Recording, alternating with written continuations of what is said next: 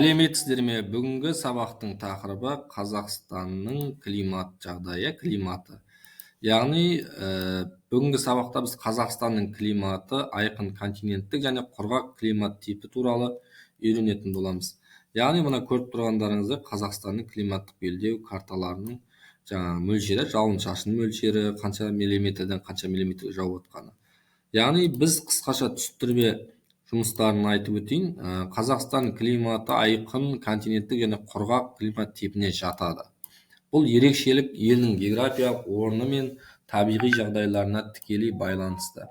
Қазақстан Евразия материгінің орталығында мұхиттар мен теңіздерден алыс орналасқандықтан теңіздік ауа массаларының әсері аз болады. Сондықтан климаттың басты белгілері тәуліктік және маусымдық температура айырмасының үлкендігі, жауын-шашынның аз түсуі және ауаның құрғақтығынан байланысты.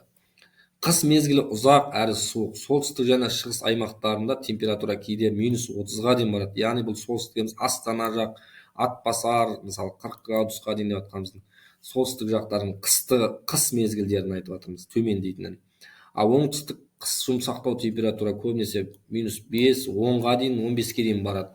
Қар жамылғысының солтүстікте 100 күнге дейін сақталады, ал оңтүстікте 20-30 күн ғана жатады. Яғни екеуінің айырмашылығы Қазақстанның оңтүстігі бізде экваторға белдеуге жақын орналасқан. Жақын орналасқанда экваторлық белдеуге солтүстікке қарағанда жақын.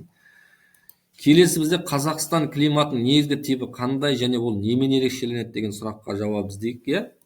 Бұл Қазақстан климаты негізінен континенттік және құрғақ типке жататынын жаңа айтып өттік. Бұл елдің мұхиттары мен теңіздерден алыс орналасуынан және ауаның тез суып отыруынан байқалады. Яғни картада көріп отырсақ, біздің солтүстік дегеніміз, міне солтүстік Петропавл, Қостанай, Көкшетау жақтарды айтып жатырмыз. Ал оңтүстік бізде Қызылорда, Шымкент жақтарды айтамыз. Келесі бізде Қазақстан климатына әсер ететін басты географиялық фактор қандай?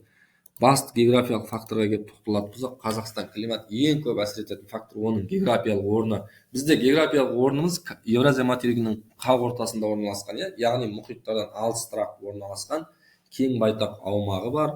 Бұл теңіздік ауа массаларының әсерін азайтып, температураның күрт ауытқуына себеп болады. Мысалы, Евразия материгінің ортасында міне тұр, ал мұхиттар одан қанша арақашықта орналасқаны көрсетіліп тұр. Оның арасында қанша не бар, мемлекеттеріміз бар. Міне 4 мұхиттан қалай арақашықта орналасқаны көрсетіліп тұр. Келесі бізде солтүстік Қазақстанда қыс мезгілінде ауа температурасы қандай және қандай табиғи жағдайларға байланысты болуы мүмкін деген сұрақ келіп тұр. Бұл сұрақта бізде жауап береміз. Солтүстік Қазақстанда қыс мезгілінде ауа температурасы көбінесе -20 градусқа дейін төмендеп, кей жылдары 30 градустан да асады, мысалы 40-50-ге дейін барады. Солтүстікте арктикалық суық ауа массаларының жиі енуімен және күн радиациясының аз түсуімен байланысты болады. Яғни оған солтүстік біздің Қазақстанымызда Қостанай, Петропавл, Нұр-Сұлтан, Астана, Көкшетау, Павлодарды жатқызамыз. Міне. Ал оңтүстігіміз жаңа айтып өткендей, оңтүстік төңіректің барлығы экваторға солтүстікке қарағанда жақын орналасқан.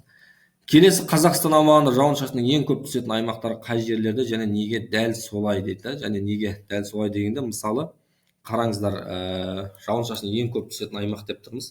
Қазақстан жауын-шашын ең көп түсетін аймақтары, мысалы, бізде картада белгілі болып тұр. Бұл Алтай, Тянь-Шань сияқты таулы өңірлерде, себебі бұл аймақтарда ауа ағындары биік тауларға соғылып, суық ауа жоғары көтеріліп, яғни нәтижесінде жауын-шашын мөлшері 600 000 километрге дейін жетеді.